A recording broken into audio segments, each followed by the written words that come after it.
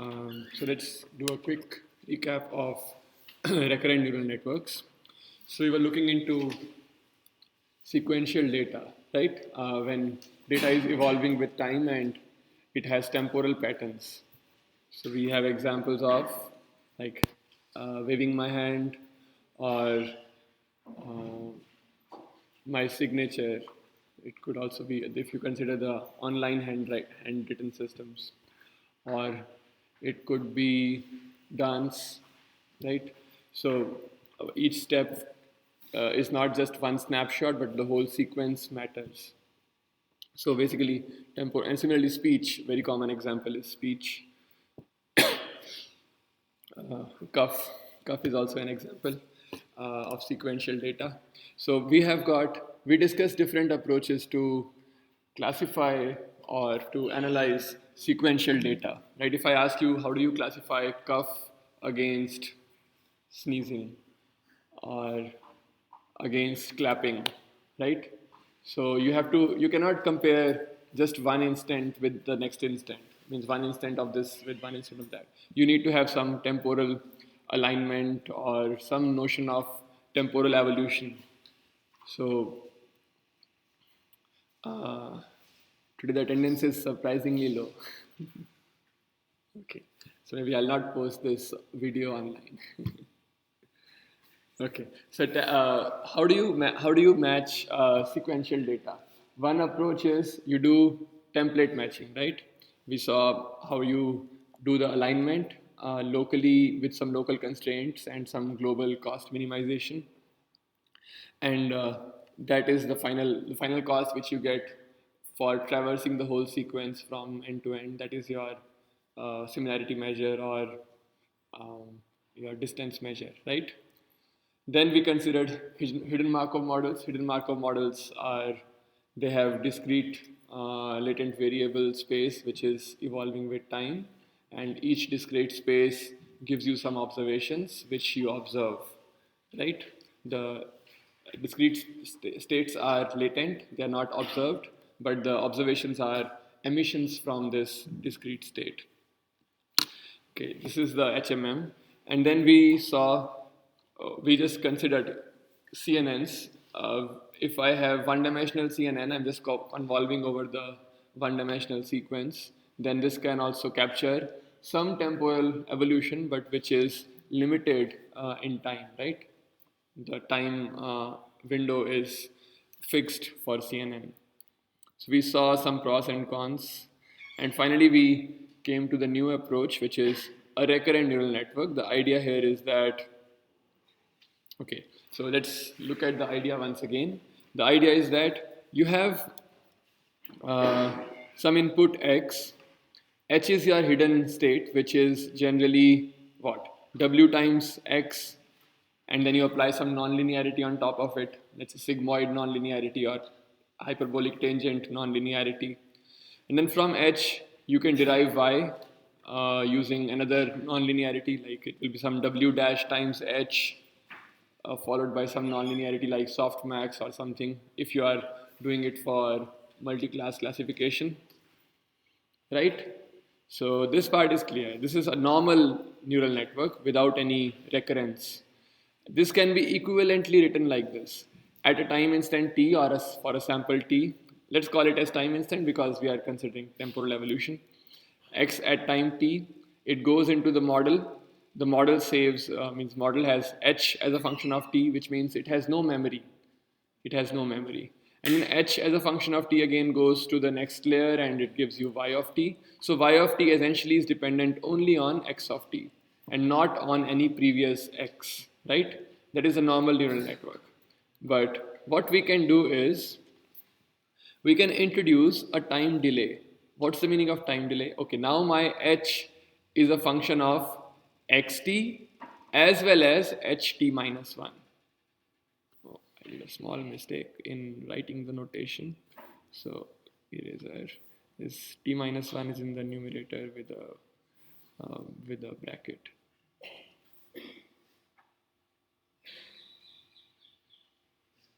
Right? So my ht is a function of xt as well as ht minus 1.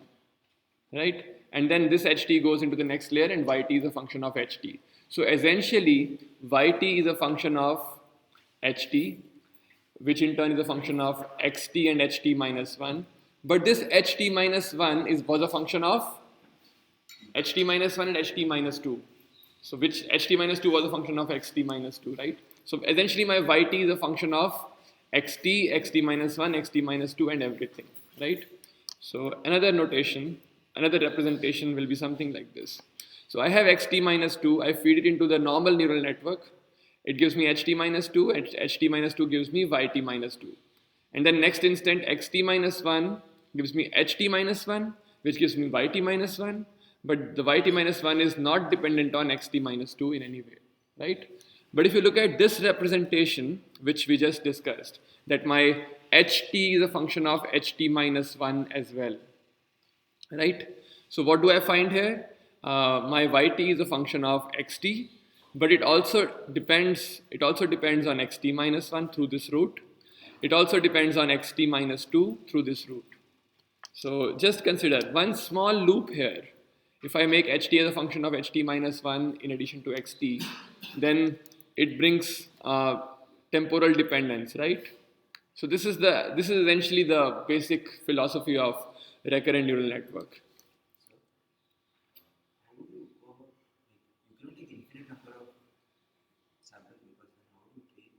Good question. Good question. So our weights will automatically decide how much weightage to give to previous samples. If you remember from HMMs, HMMs also can have potentially infinite memory, right? But what you saw, self-transition probability is exponential, right? You want to do self-transition, then it becomes, let's say, W, then you again do self-transition, W square, W cube, it is decaying, W is less than 1, so it is decaying exponentially. Similarly here, you have some weights W, which get multiplied to themselves or over and over. So they get decayed with time. Yes, okay, I'll come back to that issue. Nice point, that training will be an issue. While training, I can unroll it to a fixed length. I need not go to infinite length. I unroll it to a fixed length and train it just for that much length. But essentially, as you're progressing in time, you are kind of learning dependencies. Okay, so now putting everything in mathematical format, a normal neural network is something like this. You know this already. H of t is some weight matrix into x plus some bias, right? I think this is a very familiar equation to all of you. You already know this very well. And f is a nonlinearity, sigmoid or tan h, whatever you want to put, or ReLU. And then from here, from h, you pass it on to the next dense layer. So another matrix V, it multiplies with h plus some bias c. And this is, let us say I'm doing a multi-class classification problem, and my y will be close to a delta function, right? If I use softmax nonlinearity. That's the idea of normal neural network. But what is different in recurrent neural network, if you can notice the green color coding, the only difference here is this part. W times ht minus 1. So my ht is dependent on not only xt, but also on ht minus 1. That's it. So this is the recurrent neural network, and everything else is same. Next is, okay, the graph unfolding representation. So you have seen that how we unfolded h in time, right? So more generally, it could be done for any node S. If I represent the time delay with this component, this black box, this is the z inverse or the time delay component. So my f is a function of, my st is a function of st minus 1, right? And some theta which is intrinsic, which is a property of f basically.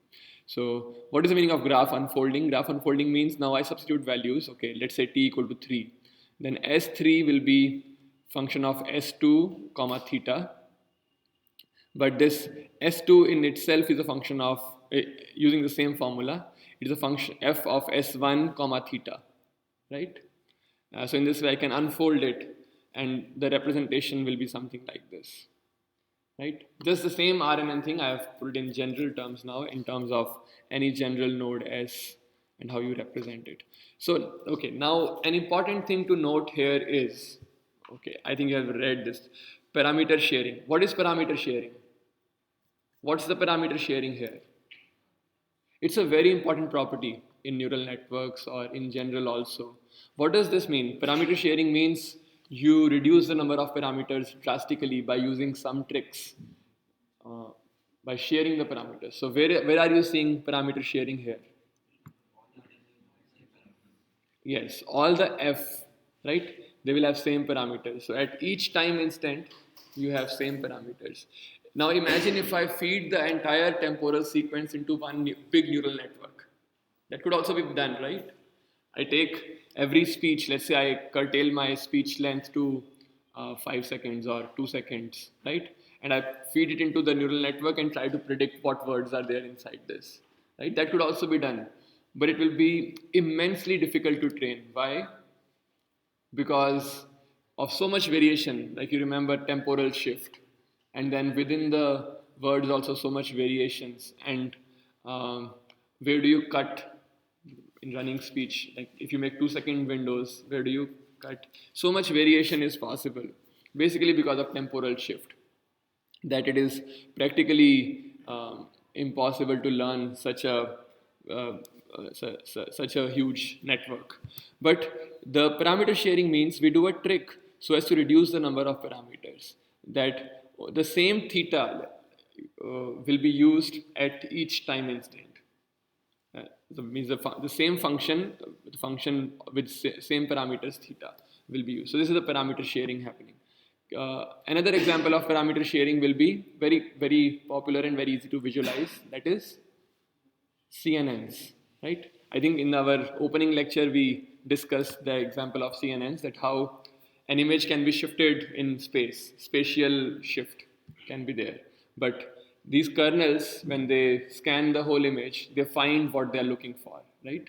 They don't need to, means you're not putting the whole image as input to your network, but small kernels, small windows.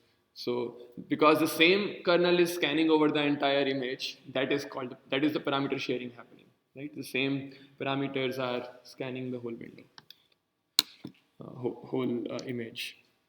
Okay, so this is parameter sharing. Now, RNN, information representation. How do you represent information? So, okay, my HT is a function of XT, comma HT minus 1, but HT minus 1 is in turn a function of XT minus 1, right? As well as HT minus 2. So in this way, it keeps going and going. And finally, you get HT is essentially a function of XT all the way up to X1, right? Okay, now somebody, Aman had asked this question, that you can potentially compress infinite amount of information there, right? So this is the point. This is a lossy representation because we are mapping a sequence of like a huge long sequence. Let us consider X to be of dimension 10 cross 1 and H also, let us say 10 cross 1, right? So I am putting 10 cross 1 vectors. How many T vectors? So let us say T is 100 or something. 100 into 10, that many numbers, I am representing with just 10 numbers, right? So this is a lossy compression or lossy representation, right? So now the training will select what information to keep. The training, when you train the parameters, they cannot learn from everything because they cannot represent all that information in this small space based on your training criterion. If you're looking for classification problem, then it will only pick that information which is useful for that criterion. Let's say if you want to classify clapping versus snapping versus coughing versus sneezing. So all this will be, the network will see what is the essential information to minimize the loss function, right? And it will just keep that one. So selectively it will select what information you want to keep. Is this point clear? So I think this is an important point because information, how you are representing the information. Okay. let us do a forward pass. So what is forward pass? So you are given a long sequence x1 to xt, right? And you are given the network parameters theta. How do you find y hat t? How do you find? No, parameters are given to you. Parameters theta are given to you. It is a trained network already given to you. How do you do inference? How do you find y hat t?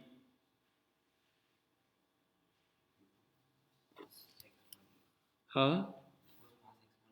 Yes. So you first compute your h1 is a function of x1,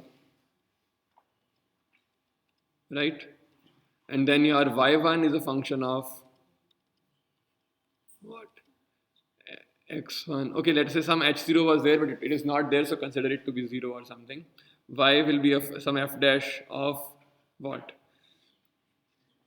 h1. Very good. And then you compute your, then you will compute your h2. h2 will be a function of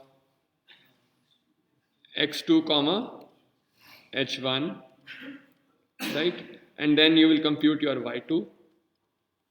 This will be a function of f dash of h2. And in this way you keep going. So how fast can you do? Can you do some parallelization here? Is it possible to do any parallelization? Because to compute y2 you need y1. So basically to compute y2 you need h1, right? So you cannot compute everything all at once. But in CNNs you could do that, right? Because all the kernels are scanning independent to each other. Let's say the first kernel is scanning independent of the second kernel.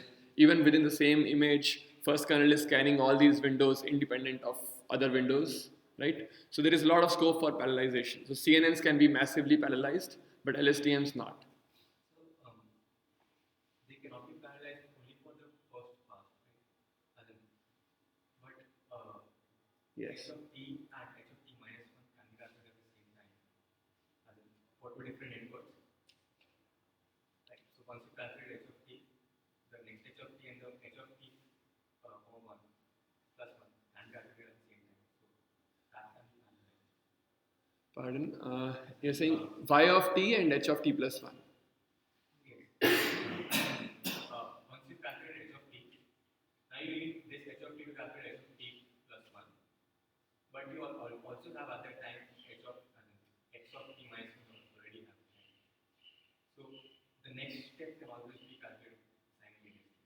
Yeah, but very little, very little scope of parallelization, right? And at a time you can calculate together, and if the length of the sequence is 30, then at a time you can do 30 calculations. How 30? Oh, it means, okay, you can compute h. You can compute, let's say, from the sequence x1, x2, so on up to, let's say, x30, right? In one shot, you can compute h1. Oh no, you cannot. How will you? Because to compute h30 or any other, let's say h30, can you compute h30? No, you need h29. For that, you need h28. But once we have h29. Okay, so you're saying first, okay, that's what I'm saying. So first you have to compute the entire layer. Yeah, first we have to compute the layer, but after that, what I'm saying is that x also keeps changing. The component should be. I think if the case is that x1 and x30, they also, I think it's a moving input. Oh no, consider that x1 is at t equal to 1, you have a fixed x. Then go to t equal to 2, you have another fixed x given to you. Right? It's not a buffer, it's not a buffer which is moving, it is a constant sequence. Right? Okay. So yes, what you are saying is, if you know all h1 to h30, from then you can compute y's parallelly. Right? But even to compute that, first you have to compute h1 to h30 sequentially. So that is why it is very little scope of parallelization is there. Right? You have to do the sequential calculation first. Okay. Parallelization basically means if you have GPUs, means consider it as 1,000 computations together. That you cannot do here, right? You are limited by, so your complexity will be of the order of t. right? You cannot get rid of that. That is the point. But in CNNs, you can get rid of your image size. The complexity will not be a function of image size because you can do all the computations parallelly. Okay. Okay, very simple now. Parameter training, as you have already seen, backpropagation is the one which we use for almost all neural networks. Backpropagation, stochastic gradient descent, different names. Essentially, same principle. So you have H, which is, let us say, this thing, and you have Y, which is, so I have written the matrix notation in terms of element-wise notation, element-wise multiplication notation, and updating V and C. So what is V? V is this matrix, C is this matrix. This is straightforward, right? This you have already done. Only to update U, W, and B, now you need the HT minus 1. Basically, only for W you need HT minus 1. So the same thing, you can unfold it to uh, let us say m time steps, like m time steps in the past, and then you learn from there. Okay, let me show you the figure. This figure. So you, let us say I have unfolded it to two steps in the past. So now I want to learn these parameters. So the derivative will include terms from this and this. Basically, what you do is the same parameter is being shared, right? So you have a W here. Was it W or what? What did we use? U. Okay, you have a U here. You have a U, same U here. You have same U here, right? And now I can, while differentiating, when I consider this, when I derivative of error at time t. So just consider this error at time t here. With respect to u, let's say u some ij. With respect to u, it will be terms from this u, then terms from this u, plus terms from this u, and that's how you do it. And that is from functional form, means the expression is given, you can easily do it, but using backpropagation means you backpropagate the errors, right? So the error will be backpropagated here, that will be used to update this u, right? You will get some value of this. Then that error will also be backpropagated to this layer, and then you will update this u, right? Then it will be backpropagated to this layer, you will update this u, and the final update will be an average of all these updates. Does that make sense? Because of parameter sharing. So you can see here parameter sharing. So when you write E as a function of this U as well as this U as well as this U, right? So essentially you have three U's here. So to do it quickly, you do backpropagate the errors. When you backpropagate the errors, you update this U. When you further backpropagate it here, you update this U. Means you find some delta U from here, and some delta U from here, some delta U from here. And let's say, let me call this as U2, U1, U0, right? So finally, delta U will be an average of all Ui, delta Ui.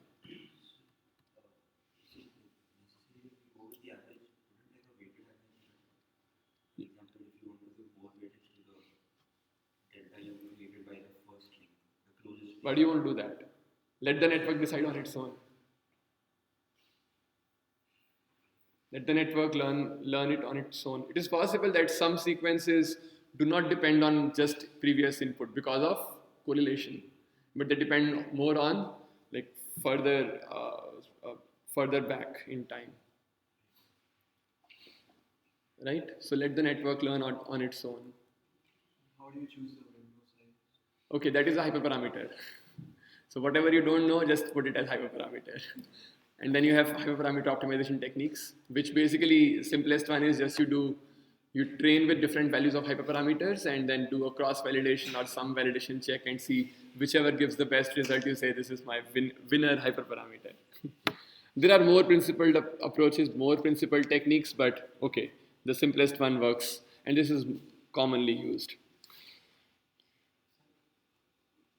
If you put a constraint on Windows, let's say it's a small view of the layers, then can you use multiple variables, like not U for three of them, but U1, U2, U3? And would it be beneficial or not? No, then you have to, these equations will change, right? This equation will change. So your equation, okay, let me, I will be spoiling this figure. So your h will not be a function of ht minus 1 only, it will also be a function of h. You will get a link here like this. Right? So basically in your equation here, you will get plus some w dash times ht minus 2. Right? Here you will get plus some w times ht minus 2. Right? Your equations will change. That is perfectly all right, but your system will change, your equations will change, your network will change. So you don't have only single delay term, you will have two delay terms also coming in. Okay, like here you will have your st. So here it is a function of single delay term, but then you will get from here another delay, right? Something like this. Is this clear? So that is it. That was our discussion on recurrent neural networks. Um, One very popular form of recurrent neural networks is, okay, everybody knows, LSTM. So LSTMs are long short-term memory. So the problem with this recurrent neural network is the same, that you have no control on how much past memory you want to have, right? Basically, this it cannot remember very long sequences, or it cannot remember information which occurred very long ago in time because of various constraints. Because it is your H is evolving just via a matrix W, right? And W, when it multiplies over it again, over and over, it kinds of decays very fast. So LSTMs are a little slightly different architecture where they do where they are able to say preserve H in such a way that do you want to retain it or forget it or learn it, like those things. But we will be discussing LSTMs not in today's class, but maybe on Monday or something. Uh, but it is the idea is similar. It's a recurrent neural network and just little bit of trick, and you get a nice longer memory.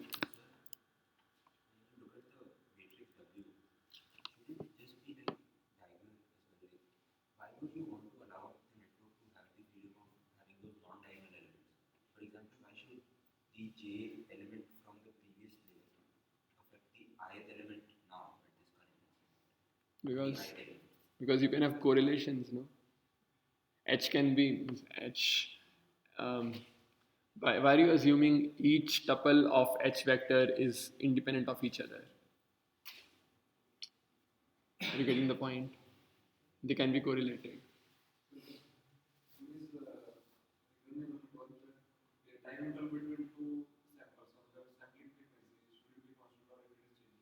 It should be constant. Good point. Yeah. Huh? Yeah, that will be an issue. That can be a research problem. I am not sure if people have worked on it. Uh, yeah, it will be an issue because temporal dependence will change. Okay, you can give time as an extra information, right? Or that the delay in sampling, in delay between two samples as an extra information. That will be like a brute force approach, right? And that is the trend in neural networks. You use brute force approaches, but there can be some better approach as well. But as far as I can immediately think of, this brute force approach comes to my mind. Okay. So this was recurrent neural network.